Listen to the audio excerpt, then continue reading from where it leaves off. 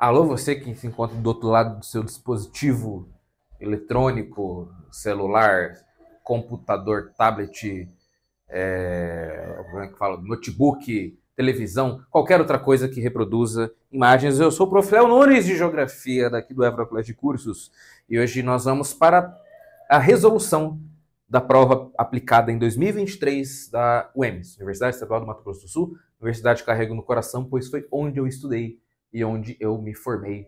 Se você for estudar lá, rapaz, espero que ela esteja mais linda do que era quando eu estudei. Coisa maravilhosa. Chega de enrolação. Sobre a prova de 2023, apenas uma palavra: bruxaria. Eu vou te falar por quê. Não foi uma prova muito tradicional em relação tanto aos temas quanto à forma com que eles foram abordados. Por isso, bruxaria. Tivemos uma questão que está mais próxima de interpretação matemática do que de fato de geografia, mas beleza, está ali geografia. Tivemos uma questão que é física, é questão de física, não é questão de geografia, é questão de física, beleza? É questão de energias. Uma questão ali que é meio biologia, mas tá bom, geografia está dentro também. E uma sobre classificação climática de Köppen-Geiger, que é um tema que nunca apareceu nas provas do Mato Grosso do Sul. Eu acho que nunca apareceu no Enem, que é a prova mais tradicional do Brasil, e aparece em vestibulares muito obscuros de vez em nunca. Quando aparece é muito comum a galera errar, porque não é um negócio muito simples. É uma coisa que quem trabalha mais com isso é a galera da física, da estatística, não sei se você sabe, mas a maior parte das pessoas que trabalham com meteorologia e climatologia nem são tanto da geografia, são pessoas mais de dentro ou da biologia ou da física. Mas a gente vai resolver aqui. Primeiríssima questão, questão de número 46, uma questão que te dá um mapa muito louco. Professor, onde encontra a prova? Deve ter um link aqui embaixo, que vai direcionar para algum lugar, ou no site do Évora você encontra a prova lá com a gabarito, você pega, baixa e resolve. Questão de número 46. É uma questão que te dava um mapa e só, né? E era uma questão diretamente em cima do mapa. Um mapa com um monte de informações diferentes, e ele queria saber que tipo de mapa que é. A pergunta é essa, ele toma um mapa, do que é esse mapa? A pergunta é essa, aqui o mapa. E aí é uma questão que exige um repertório. Olha lá, não é repertório avançado, é repertório básico ali de geografia, ok? Mas uma capacidade de você conseguir ler esse mapa. É um mapa que te assusta. Se você é uma pessoa ansiosa que vai fazer prova, igual quando você vai fazer a prova, nos mesmos minutos você fica, sabe? Eita, bicho, tá chegando a hora.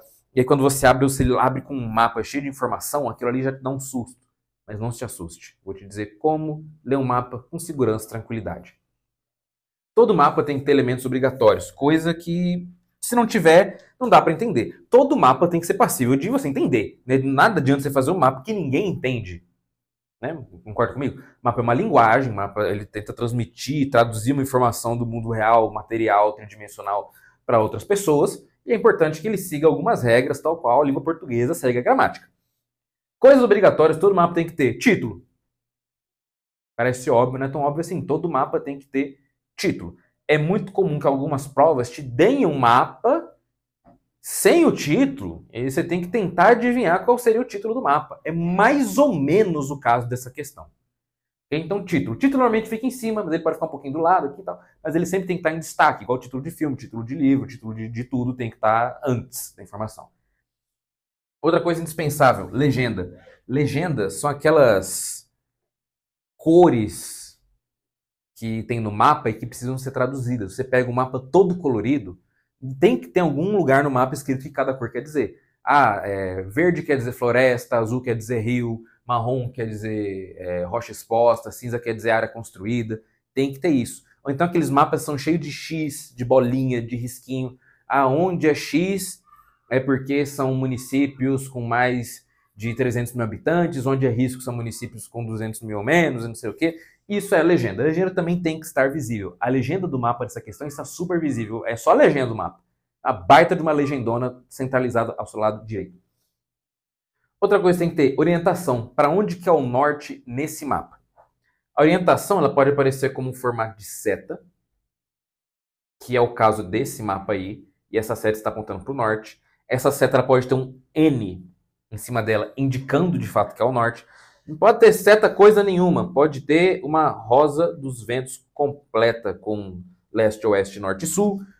E assim, tem que ter alguma coisa apontando para alguns pontos cardeais. Não precisa ser todos, pode ser só o norte, pode ser só o sul, pode ser só o leste, pode ser todos, mas alguma coisa tem que ter. E uma coisa é você tomar muito cuidado. Questão que pede interpretação de mapa, acha a orientação e dá uma olhadinha nela. Eu teve uma questão do FGD, lá do Mesozoico, sei lá quantos mil anos atrás, que era um mapa de um bairro, eu não lembro exatamente o que ele perguntava, mas era de orientação, né, leste, oeste, norte, sul. Só que essa orientação, ela não estava uma setinha para o norte, ela estava... Era como se o mapa tivesse de cabeça para baixo, a orientação estava uma coisa meio assim, ó. Sul, norte, leste, oeste. Como se tivesse pego a Rosa dos Ventos e girado. Professor, pode fazer isso? Pode, você só tem que indicar para onde está uma ou as outras orientações. E aí muita gente olhou o mapa e, meu Deus, o leste não está no leste, fudeu, o que eu faço? Então você procura a orientação, nesse mapa está bem aqui no cantinho aqui em cima, é uma seta. E por último, a escala. Escala, aquele negócio aí no mapa assim, ó, ou é uma barrinha branca com uma barrinha preta, indicando que cada metade dessa barrinha corresponde a uma certa quantidade de quilômetros, ou é tipo 1, 2 pontos, 1 milhão, 10 mil, 100 mil. Que é quantas vezes a realidade teve que ser comprimida para caber dentro daquele mapa. Isso aqui é o mapa do Brasil que eu fiz, mas o Brasil não é desse tamanho, ele teve que ser reduzido alguns milhares de vezes. Outras informações que podem aparecer, o produtor do mapa, sei lá, o IBGE que fez, o satélite utilizado, quem que produziu, e por aí vai. Com essas informações você responde essa questão. A questão fala aqui, ó, mapas físicos são ferramentas úteis para uma ampla gama... Eu vou explicar. O cara está falando o seguinte, que mapas físicos, mapa de solo, mapa de rocha, mapa de clima, mapa de não sei o quê, são úteis para várias coisas diferentes, desde a agricultura, desde planejamento urbano. É isso aí que ele está falando. Aí ele está perguntando aqui, analise o mapa abaixo, identifique o tipo de mapa físico que ele é. E aí tem aqui o mapa. Esse mapa dá até uma informação a mais, que não chega a ser obrigatória, mas é importante, que são as coordenadas que está em volta. E aí você, primeira coisa, você vai procurar o título. Cadê o título? Não tem. Lembra que eu falei que tem questão que, né, você teria que presumir o título? Aparentemente essa é uma dessas. Tá bom, não tem o título, vou para a segunda coisa, então, que me diz uma coisa sobre o mapa, a legenda. Aí na legenda está lá, tipos de solo. Então é um mapa sobre o quê? É um mapa sobre água? Não. É um mapa sobre florestas? Não. É um mapa sobre tipos de solo. Como que chama a área da geografia que estuda os tipos de solo? Alternativa A é, né, traduzindo o termo do mapa, seria um mapa hipsométrico? Não. Seria um mapa demográfico? Não, que é população. Seria um mapa hidrográfico? Não, que é um mapa de água. Seria um mapa topográfico, que é um mapa de relevo? Não. Seria um mapa pedológico. A área da geografia que estuda sobre tipos de solo é chamada de pedologia. Se era chamada de pedologia, um mapa que mostra solos é um mapa pedológico. Meu Deus do céu, alternativa E. Professor, e se eu não soubesse o que significa pedológico? Não sei, eu olhei ali, eu sei que é tipo de solo, mas eu não sei o que significa pedológico. Aí complicou sua vida, né, filho? Aí você teria que ler as alternativas, ver se tem alguma coisa que você sabe que não é, para conseguir pegar alguma coisa ali preliminar. Então você olha, por exemplo, demográfico e hidrográfico, todo mundo conhece, que é de água e de população. Você já chega e, bom, né, eu sei que isso aqui não é, esses eu elimino. Então é uma questão ali um pouquinho de repertório. Questão 47 é uma questão de climograma. Climograma, a ideia de clima, a ideia de clima, é um gráfico que representa as características climáticas de um determinado espaço no intervalo de tempo. É você pegar o clima de um lugar e botar num gráfico. De qualquer lugar, de qualquer cidade. Nessa questão aqui vai ser um climograma de Cuiabá, capital do Mato Grosso. Como que funciona o climograma? Tem 3 informações. Meses do ano, aqui embaixo, tá vendo? Meses do ano aqui. Tá vendo? J, F, M, E, J de janeiro, F de fevereiro, M de março, A de abril, M de maio, J de junho, J de julho, por aí vai. Também pode ser, no lugar das letras, pode ser 1, 2, 3, 4, 5, 6, 7, 8, 9, 10, 11, 12. Uma letra para cada mês. E aí você vai ter linhas ou barras verticais, cada uma delas associadas a um mês. Então são 12 meses, são 12 barrinhas. E uma linha que vai correr na horizontal de uma ponta até a outra. Com isso você tem um climograma. O que são essas barrinhas na vertical? É a quantidade de chuva que caiu em cada mês. Quantidade de chuva que caiu em cada mês. Sempre vai ter uma escala aqui de 0 a tantos milímetros. Okay? Sempre presta atenção nisso no climograma. Temperatura também. A temperatura vai de 0 a 45 graus, ou vai de 10 a 20. vai de menos 10 a... Enfim, tem a escala do lado. Cada barrinha dessa é a quantidade que choveu. Gente, eu inventei esse climograma, tá? Eu não estou tentando reproduzir o climograma da prova, eu inventei ele só para a gente poder falar. Cada barrinha vai ser a quantidade de chuva, e essa linha que está aqui é referente à temperatura. E sempre existe ali um padrão entre chuva e temperatura. Às vezes a chuva some e a temperatura aumenta, às vezes a chuva some e a temperatura cai, às vezes a temperatura aumenta, a chuva vem, às vezes a temperatura cai, a chuva aumenta, tem de tudo. Mas é isso, barrinhas na vertical é a chuva, na horizontal é a temperatura, barrinhas na vertical, ou linhas, barrinhas ou linhas na vertical é a chuva, na horizontal aquela linha zona que fica fazendo assim, ó, temperatura. E aí qual que é o babado? Normalmente as questões de geografia são assim, você dá um climograma e fala, esse climograma é de um clima A, semiárido, B, tropical, C, equatorial, esse climograma é mais provável que seja A, em Moscou, na Rússia, B, Santiago, no Chile, C, Brasília, no Brasil. Só que essa questão, ela quer que você interprete os números do climograma. Ela não está te perguntando nada de clima, efetivamente. Ela não quer que você olhe o climograma e identifique o tipo de clima. Ela quer que você olhe o climograma e consiga lê-lo. Por isso que eu falei que tem uma questão que é muito mais próxima da matemática do que da geografia, que é essa. Leitura e interpretação de gráfico. Então vamos lá. Analise o gráfico, está aí no climograma, e assinale a resposta que representa corretamente a interpretação do climograma. Alternativa A. Vamos lá. Em janeiro, na cidade de Cuiabá, que é o climograma da cidade, né? A temperatura média foi superior a 24. Aí você vai no climograma, procura janeiro, que é a primeira barrinha, procura o número 24 na sua escala de temperatura que está à sua esquerda e vê se foi maior. Cara, assim, tá em cima do limite da linha. Né? Foi 24,1. Mas tá bom, dá para falar que é maior.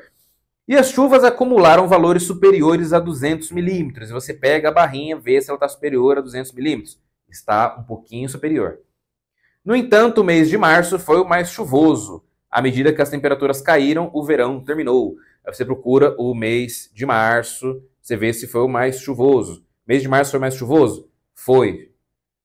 Um pouquinho, mas foi. Professor, como você sabe que foi? Ué, só você pegar da esquerda para a direita, tem a terceira barrinha, janeiro, fevereiro, março. Você pega a barrinha, vê até onde que ela foi, tá vendo que ela tá pintadinha? E você vai seguindo a linha até a sua ponta direita, que é o eixo de chuva. E você vê se ele está acima de 200 e bateu ali 225. Gente, a alternativa A está toda correta. E fala que à medida que as temperaturas caíram, o verão terminou. E de fato, conforme a linha que está lá em cima, que parece uma rampa de skate, conforme ela foi caindo, o verão foi terminando. B. Em janeiro, na cidade de Cuiabá, a temperatura média foi inferior a 24. Não foi inferior a 24, foi mais ou menos em cima, um pouquinho acima. C. O mês de julho foi o mais frio e chuvoso, conforme a temperatura média registrada e a frequência de chuvas tabuladas. Foi o mais frio? Foi, mas não foi o mais chuvoso. Foi o menos chuvoso, porque a gente está falando de um clima tropical continental, típico de cerrado, onde no inverno as temperaturas elas abaixam, mas não abaixam tanto assim, né? Não chega a nevar, mas a chuva ela vai com Deus, vai embora. Se você mora em Campo Grande ou mora no Mato Grosso do Sul, você sabe do que eu estou falando. D. Entre junho e agosto, observe-se o aumento da temperatura média registrada. Não, né? Teve uma queda. Gente, alternativa A mesmo, beleza? Vamos seguir adiante. Mas se prepare, nem sempre as questões de climograma elas vão pedir só para você ler.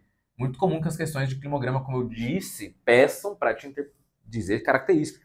Essa questão também poderia ser refeita da seguinte forma: te dá esse climograma e pergunta assim. Baseado nas características climáticas, ele tira o título, tira o Cuiabá. Baseado nas características climáticas do climograma, é possível inferir que a cidade do climograma abaixo é Salvador, Rio de Janeiro, São Paulo, Manaus ou Cuiabá.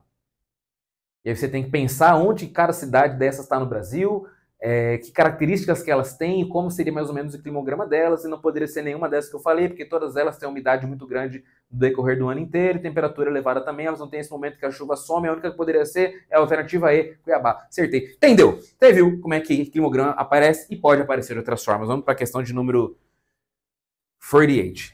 Essa aqui, ó, falo com tranquilidade. Falo com tranquilidade.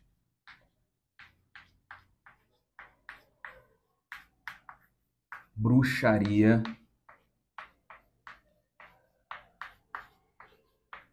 Bruxaria pesada. Pesadíssima. Bruxaria pesada. Por que bruxaria pesada? É uma questão que te pergunta sobre o funcionamento de uma usina hidrelétrica. Só que não é muito em termos de geografia, não, cara. Ele quer saber os tipos de energia que são transformados até chegar na energia elétrica. Não sei se você sabe, a maior parte das fontes de energia, no quesito de geração de energia elétrica, elas envolvem uma bobina, uma espécie de turbina que ela tem que se movimentar, ela vai gerar campo eletromagnético e vai gerar eletricidade. Aí é a galera da física elétrica lá. Salve, meus amigos. Então, por exemplo, energia eólica. Você bota uma espécie de catavento num lugar que venta bastante, o vento bate, aquelas hélices giram, essas hélices são atreladas a uma bobina, que essa bobina gira e produz energia elétrica. Deixa eu pensar, usina termoelétrica, usina que você pode queimar gás, queimar carvão, queimar óleo diesel, queimar biodiesel. Em alguns lugares, como no Japão, pode até queimar lixo. Você queima esse material para aquecer água, essa água evapora, ela é canalizada, esse vapor vai passar por uma turbina, vai gerar essa turbina e gerar energia elétrica. Então, quase todas as fontes, inclusive a nuclear é a mesma coisa, você usa a fissão nuclear para aquecer água para girar a turbina, tudo tem que gerar uma turbina. E a usina hidrelétrica é uma das formas mais brutais de você produzir energia. É muito louco, velho, a lógica por trás do negócio. Por quê? Pensando nas usinas grandes, tem usinas grandes e usinas pequenas. Vamos pensar nas usinas grandes. As usinas grandes, se você não faz a menor ideia do que é uma usina hidrelétrica, dá um alt tab aí, abre no Google Imagens, digita usina hidrelétrica. Você vê mais ou menos do que eu estou falando. O que você tem que fazer? Você tem que fazer primeiro uma barragem. O que é uma barragem? Você tem que parar o curso do rio, como se você fizesse uma parede no meio do rio para acumular uma quantidade gigantesca de água num único ponto, tal qual é feito naquele clássico do cinema Madagascar 2. Vai lembrar que a trama do Madagascar 2, uma parte da trama é que, eu não lembro quem que conspira para isso, se é os pinguins, o rei Julian, ou sei lá, esses animais falantes, mas eles constroem uma barragem num rio. E aí o rio fica todo represado, ok? Barragem. Então, primeiro você tem que ter uma barragem. E você já vai entender por que tem que ter essa barragem. Então aqui a gente tem barragem. Olha só. Top. Só que essa barragem vai ser feita num nível e depois dela vai ter uma espécie de queda. Né? Vai ter um desnível dentro dela. E aí no final desse desnível vai ter a tal da turbina. Qual que é a lógica? A lógica é que você abra... Vamos pensar aqui, ó. Vamos pensar que essa barragem está fechada. Aqui, ó, fechadíssima. A água está toda aqui acumulada. A lógica é que você abre um pouco da barragem para essa água fluir ladeira abaixo, ladeira que você construiu, para passar na turbina no final das contas. Então, como a torneira, sabe? Você abre a torneira um pouquinho, vai tomar banho, assim, aí tá frio para diacho, aí você bota o chuveiro no fervendo lá e você abre só um pouquinho, o chuveiro vai... que tá esquentando. E começa só a pingar água, cai aquela água, já chega derretendo sua pele, o Lorenzetti queimando já. E você abre um pouco mais e corre mais água. No que corre mais água, ela cai mais fria, porque é mais água sendo esquentada, então o calor, a lógica é a mesma. E qual que é o negócio? Você abre, como se fosse essa espécie de torneira, essa água que está aqui em cima, ela vai cair. E ela vai cair, vai ganhar velocidade, passar pela turbina, e no que ela passa pela turbina, a turbina gira e produz eletricidade. O que a questão quer saber é os tipos de energia envolvidos. Ele vai falar assim, professor, os tipos de energia envolvidos é energia elétrica. É o que a maior parte das pessoas diria. Mas não os físicos. Por quê? Fontes de energia envolve você transformar algum outro tipo de energia. Vamos lembrar de outras energias que existem. Tem energia elástica, tem energia térmica, tem energia potencial gravitacional, tem energia mecânica, tem energia cinética. É você conseguir transformar, mobilizar essas outras energias para, de fato, conseguir produzir energia elétrica. Vamos à pergunta. Considerando que as hidrelétricas aproveitam o fluxo d'água dos rios para movimentar as turbinas, Assinale a alternativa correta sobre o funcionamento de uma usina hidrelétrica utilizado pela geração de energia. E aí ele só te fala das energias da física aqui. E para você ver, cara, que para quem vai fazer vestibular, quem vai fazer prova, não tem essa de sou de humanas, sou de exatas, sou de biológica. Prova de ciências humanas, está escrito ali em cima, ciências humanas e suas tecnologias, toma uma questão de física. Ah, professor, mas eu acho errado. Também acho fazer o quê? A questão tá lá, quem acertar se deu bem, quem errar, rodou. E aí é o seguinte, vamos às energias envolvidas. Primeira coisa, por que tem o tal do desnível que eu falei? Por que tem que ter essa queda de água? Você concorda comigo que um corpo, né, um corpo qualquer, no caso água, quando ele está em altitude e ele cai, ele acumula mais velocidade? Você concorda? Sim, porque vai ter a força da gravidade te impulsionando para baixo. A água, ela sempre corre a ladeira. Joga um balde de água numa ladeira na rua e veja a água acelerar conforme ela cai. Se você vê a água subindo, corra direto para a igreja, porque você está diante do espírito das trevas. Então, o que acontece aqui? Vou pegar um outro giz aqui.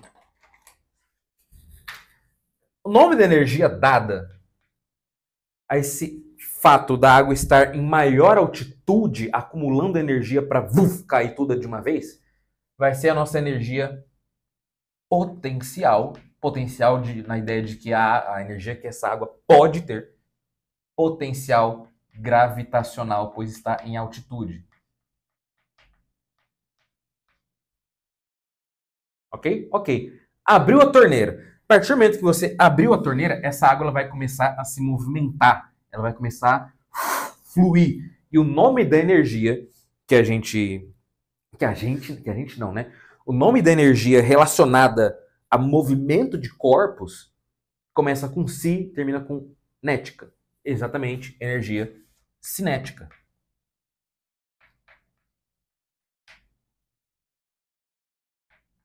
Mas aí a gente tem o contato entre dois corpos, bem aqui. A água colide com a turbina. E a colisão da água da turbina, a água em grande velocidade, até porque ela partiu de uma altitude maior, né, descendo a ladeira, vai colidir com o corpo turbina, e corpo turbina esse que tem que girar para poder produzir energia elétrica, e a energia decorrente desse impacto da movimentação de um corpo movimentando o outro, vai ser ela mesma a energia que trabalha na manutenção de carros e outros veículos, a energia mecânica. Maravilha. E aí, ocorrido a transformação de potencial gravitacional para cinética para mecânica, a turbina girou, por fim, a gente tem ela, a energia elétrica. Bruxaria pesada. Professor, não estudei tudo isso em geografia. Em geografia, talvez não. Provavelmente você estudou em física. Né? Eu comecei a falar potencial gravitacional, cinética, mecânica, né? As coisas fizeram sentido na sua cabeça, imagino eu. A questão, como eu disse, isso aqui se torna bruxaria pesada a partir do momento que você encontra ela numa questão de ciências humanas. Tive vários alunos que acertaram, inclusive, que dominam bem os conceitos da física, falando que acharam muito estranho ter uma questão dessa numa prova de geografia. Então vamos aqui para as nossas alternativas. Considerando que as hidrelétricas aproveitam o fluxo de água dos rios para movimentar as turbinas, assinale a alternativa correta sobre o funcionamento de uma usina hidrelétrica utilizada para a geração de energia. Alternativa A. Água represada, que é a água que está na barragem, possui energia potencial gravitacional, perfeito, que é convertida em energia cinética ao fluir para baixo, perfeito. Essa energia cinética, então, é convertida em energia mecânica pela turbina, né, o contato das duas, que, por sua vez, é convertida em energia elétrica pelo gerador. Ah! Não é tão difícil assim? Agora que eu expliquei, né, principalmente. Mas você viu, de cara, alternativa A. Não vamos nem tentar ler as outras, porque ela vai só ficar fazendo confusão com os tipos de energia. Mas aí você entendeu. Questão muitíssimo interessante. Apesar de ser bruxaria pesada, eu gosto muito dessa questão. E se alguém te perguntar, lembra que quase todas as fontes de energia que produzem energia elétrica de alguma maneira, com exceção da solar, envolve girar turbinas. Vamos embora. Questão de número 49. Questão de número 49 é uma questão de... nem coloquei nem alternativa ali em cima, cara. Eu fiquei tão animado. Questão de número 49 é uma questão de uma área chamada biogeografia. É exatamente o que você está pensando. É a mistura da biologia com a geografia. Algo relacionado à distribuição de espécies, por que tal espécie ocorre em tal tipo de lugar, é coisa de bioma, é de domínio morfoclimático. O pessoal da biologia estuda um pouco mais de biogeografia do que o pessoal da geografia. Por isso que eu falei que tem uma questão também, que é essa, que ela é meio biologia, mas geografia também está ali. Então não tem nenhum problema ela estar aqui, mas não me estranharia ela também aparecer na prova de biologia. Qual que é a questão?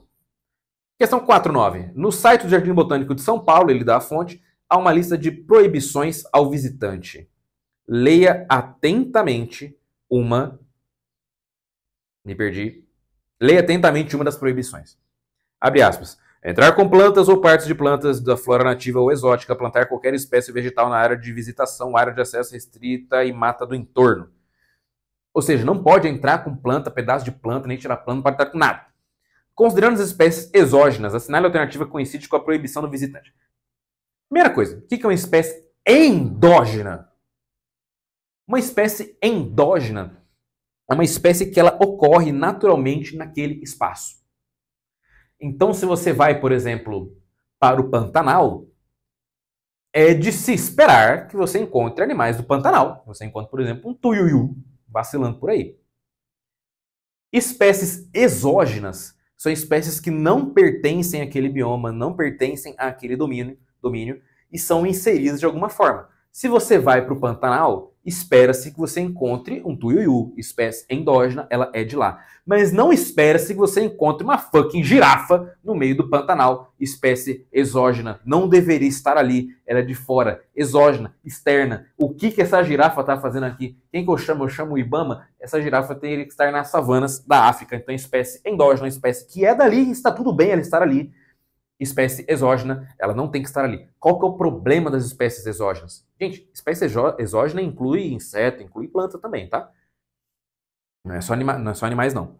O problema das espécies exógenas é que algumas delas podem desequilibrar o ringue, né, desequilibrar a arena das relações entre as espécies. Plantas, por exemplo, você está em um bioma que as plantas crescem pouco, e você consegue uma espécie exógena que se adapta para aquele lugar e ela cresce muito, pode acontecer dela tapar o sol para se crescem menos. E você arrebenta com aquelas que crescem menos. Você traz, por exemplo, um animal que é um animal carnívoro, um animal caçador, e que ele não tem, você bota um hipopótamo no Pantanal e ele sobrevive. Ele não tem predadores.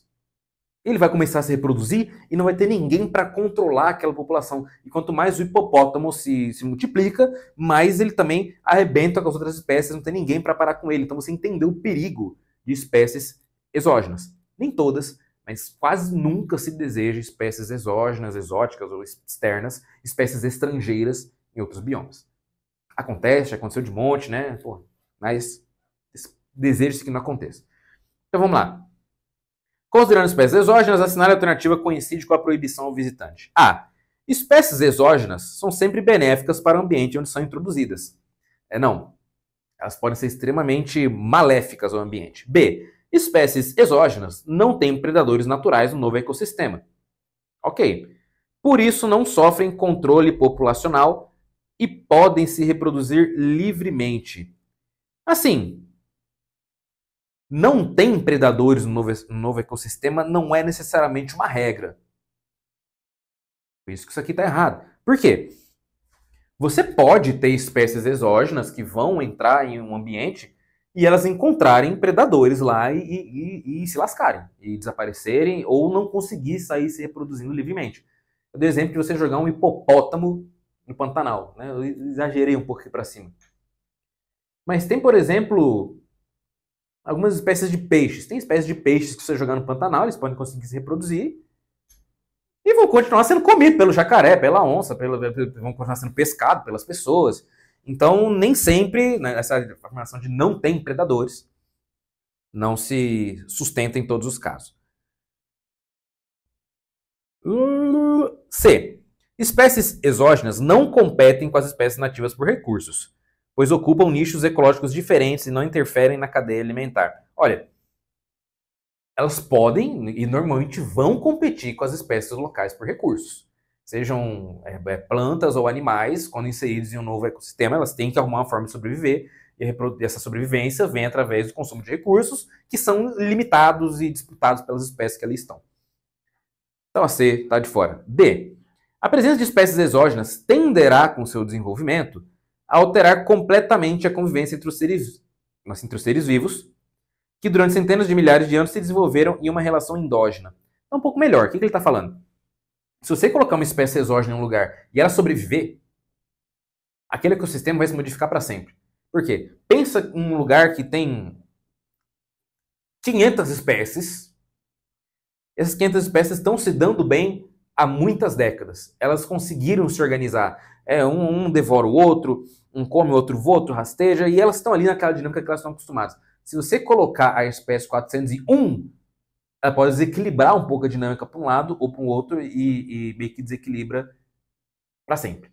Não quer dizer que ela vai, por exemplo, destruir todas as outras, não quer dizer que ela vai se reproduzir sem limite, mas só de você inserir uma nova espécie em um outro ecossistema, você já modifica completamente a relação desse ecossistema, porque vai ter mais briga por recurso. Esse bicho, ele é predado ou ele é predador? Se ele é predador, ele vai comer quem? Se ele comer quem que vai deixar de comer? Quem vai competir com ele? Se ele é predado, ele vai ser predado por quem? E aí, se ele está sendo predado por uma espécie, qualquer outra que vai sobreviver no lugar, vai falar, ainda bem que veio esse maluco aqui para ser caçado no meu lugar, porque eu não aguentava mais.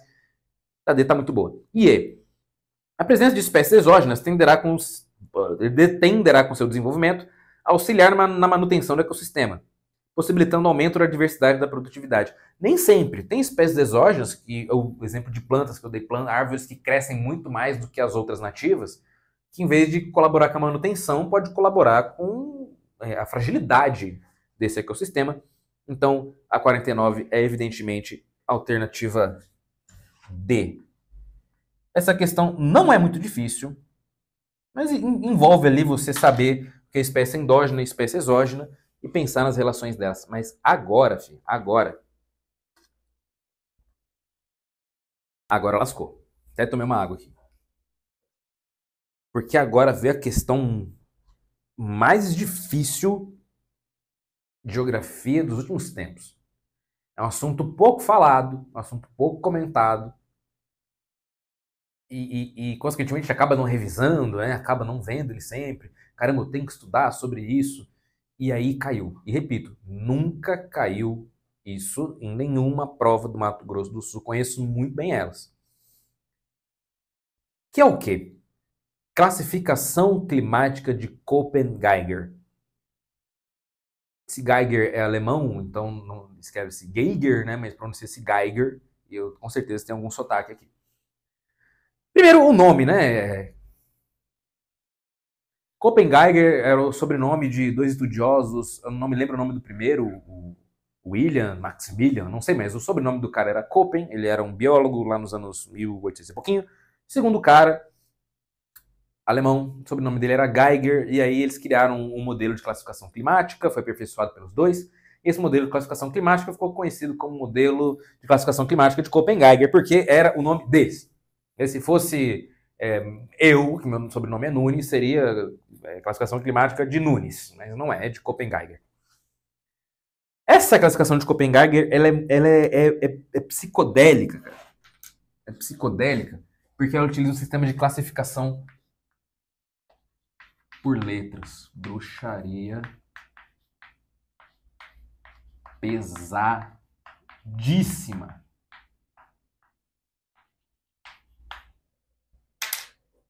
Sabe qual é o pior, cara? Que não é um negócio tão difícil assim, só um negócio chato. Olha só. A classificação de Köppen-Geiger utiliza uma classificação por letras. Então ele te pergunta assim, qual é o clima BWH? Porra, como é que eu vou saber? Pois é, cara. A classificação climática de Köppen-Geiger, na verdade, apesar de ser chata, ela é extremamente completa. Né? Não é a principal, você utiliza diferentes metodologias climáticas para dependendo do que você quer analisar. Mas ela é muito boa. Por quê? Porque ela divide os climas em camadas. Em 3 camadas diferentes. Vamos pensar aqui comigo. Eu falo para você assim, um clima tropical. Beleza. Você entende, né? Que um clima tropical ele é majoritariamente quente, que ele chove, mas ele pode ter um momento de seca. Ou não também, depende da continentalidade, compreendendo o continente da maritimidade com o próximo do oceano ele está. Ele pode ser um clima tropical de altitude, pode ser um clima tropical... enfim, você conseguiu entender?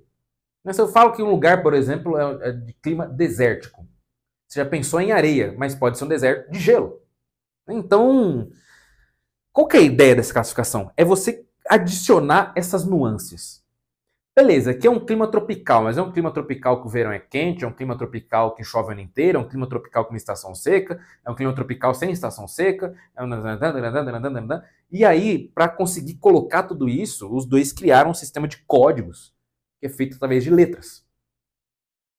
Eu não vou te explicar o sistema inteiro, porque de verdade a gente precisaria de uma aula à parte para isso. E a gente não vai postar aqui no canal do Évora uma aula completa sobre classificação climática de Köppen-Geiger. Vou te explicar o resumo dela. Se tiver mais curiosidade, você consegue encontrar materiais, textos, vídeos. Talvez ela possa ter um rodapé na sua apostila. Você pode procurar por ela. Como funciona? Todos os climas são divididos em 3 partes: grupo, subgrupo e tipo. Meio como se fosse era geológica, tá? É uma era, um período e tal. Vamos começar com os grupos. Os grupos dá aquela ideia de que são os macroclimas. Os grupos são os grandes climas principais, aquele que a gente conhece por nome, aquele que a gente sabe identificar. Então a gente tem, por exemplo, lembra, tudo é classificado por letra. Começa assim, A, B, C, D, E.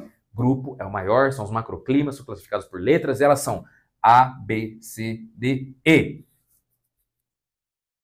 Qual que é o problema? É que as letras não rimam, né, com o que elas representam. Não é igual massas de ar, que o M quer dizer massa, o T quer dizer tropical, o P quer dizer polar, o A quer dizer atlântico, que é a inicial das coisas aqui, não tem isso. Grupo A. Você viu questão de classificação climática de Köppen-Geiger e viu a letra A maiúscula? Estamos falando de um clima tropical. Clima tropical, quente a maior parte do ano, pode ou não ter uma estação mais seca, pode estar perto do mar, pode não estar perto do mar. E esse tropical ele vai ter o seu subgrupo. O seu subgrupo ele está meio que relacionado, na verdade, à quantidade de chuva, à pluviosidade. Então você pode ter um clima tropical equatorial, você pode ter um clima tropical de monções, igual na Índia, na Ásia no geral. Você pode ter um clima tropical de savana, você pode ter um clima tropical de savana que chove no inverno, porque tipicamente na savana não costuma chover no inverno, mas em alguns casos você pode ter isso. E esse subgrupo é todo classificado por letrinhas também. E de novo, as letras elas não são as iniciais das coisas, cara, isso que complica. Então se eu falo para você, classificação climática de Köppen-Geiger, um clima AF minúsculo, estamos falando de um clima tropical equatorial. Amazônia, por exemplo. Se eu falo para você um clima AM minúsculo, estamos falando de um clima tropical de monções, como é na Índia, por exemplo. E aí você entendeu por que eu falei que isso é uma questão de bruxaria pesada. Porque você tem que decorar essas letras, esses códigos, e eles não são as iniciais, eles não dão muita pista do que é. Que dica que eu te dou para você não chegar cru ou crua nas suas provas? Decora, no mínimo, a parte dos grupos A, B, C, D, E. A tropical, B seco, C temperado, D continental ou subártico e E polar. Detalhe, para te ajudar ainda mais, o B é o único que vai ser seco. O B vai ser os desertos. Todos os outros, algum tipo de umidade ali no mínimo vai ter. Então, A tropical, B seco, C temperado, D continental, E polar. Você pode pesquisar a tabela completa. Ela nem cabe aqui no quadro. Mas eu vou te dar um exemplo de como seria inteiro. No grupo B, o macroclima, um clima seco. Um clima seco, você sabe que é um clima seco, né? Clima seco, né? Não tem muita coisa ali para você respirar. Um clima seco é um clima que não chove, por definição. Só que esse clima seco que não chove, ele pode ser árido, não chove nunca, ou semiárido, chove pouquíssimo em momentos muito específicos. Clima árido, deserto do Saara. Clima semiárido, sertão nordestino. Professor, chove no sertão? Pouquíssimo, muito pouco. Aí de vez em quando chove, né? Você pega lá um climograma, você vai ver. Só que daí, como eu falei, esse árido e esse semiárido, eles podem ser quentes ou frios. Você pode ter um clima árido, que não chove, em vez de ele ser de areia, ele ser de gelo. E cada um desses vai ser representado por uma letrinha. E aí, então, se a gente tiver, por exemplo, um clima W maiúsculo, H minúsculo, estamos falando de um clima que é seco, árido e quente. Desertão. Tipo deserto do Saara.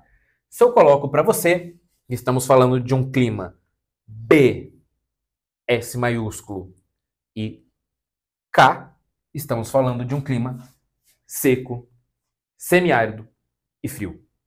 Isso é classificação climática de Köppen-Geiger. Eu não coloquei o restante, porque, como eu falei, a gente vai ter que passar uma aula inteira explicando o que é cada um. Nem todos têm tipos igual seco, alguns têm mais coisas, outros têm menos. Vamos para a questão. Como eu falei, porra, professor, você me assustou. Decora, pelo menos, essa primeira parte. Não é um assunto que já caiu outras vezes na UEMS. Para ser sincero, eu acho que não vai cair de novo. Já foi bruxaria demais. É muito feitiço para cair outra vez. Mas se você for fazer mais provas, decora pelo menos os grupos. Decorar os subgrupos, a letra de cada um, é um luxo. Porra, eu tenho muito espaço aqui no cérebro, eu consigo. Massa. Os tipos, se você decorar os tipos, você é um computador humano. Questão 50. A classificação climática de Köppen-Geiger foi desenvolvida no início do século XX.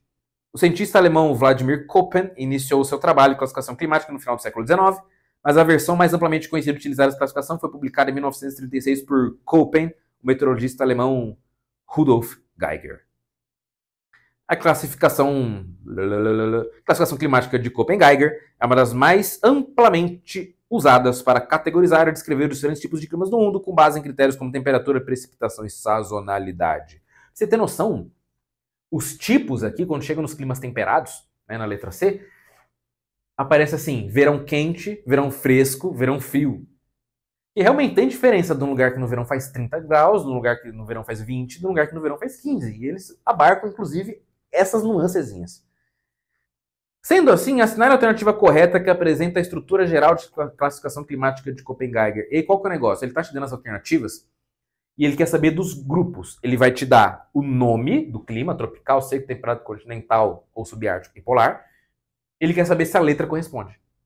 Ele quer saber a letra do negócio. Ele vai chegar para você e falar assim, tropical. Tropical é letra B, letra C, letra D, letra E ou letra A. É isso que ele quer saber.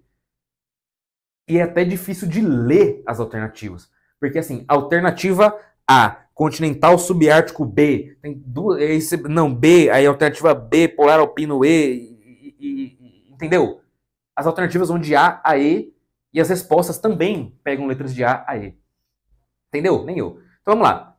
Alternativa A, clima continental e subártico. O clima continental e subártico, procura ele aqui, ó. Continental, tá aqui. Vou colocar subártico aqui. Subártico.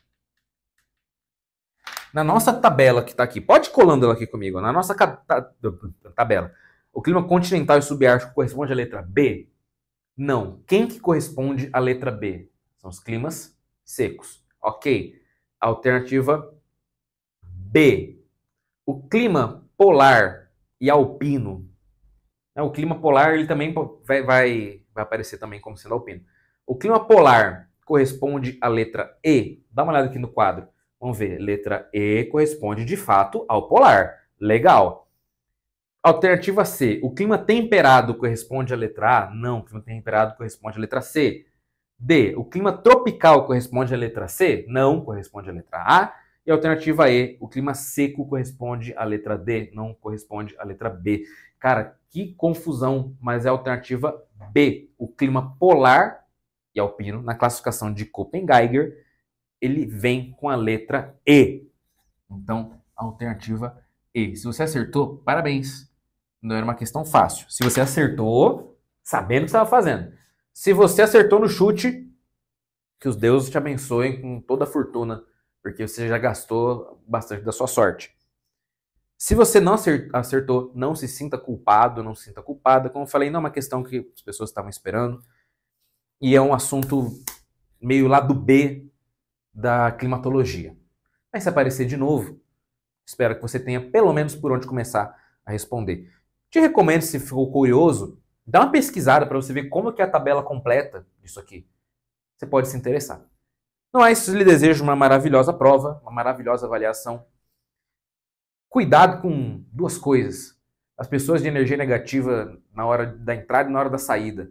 É horrível quando você chega em lugar de prova, e você já tá nervoso, já tá nervosa, e vem um monte de gente assim, ai meu Deus, eu estudei física, esse problema é seu!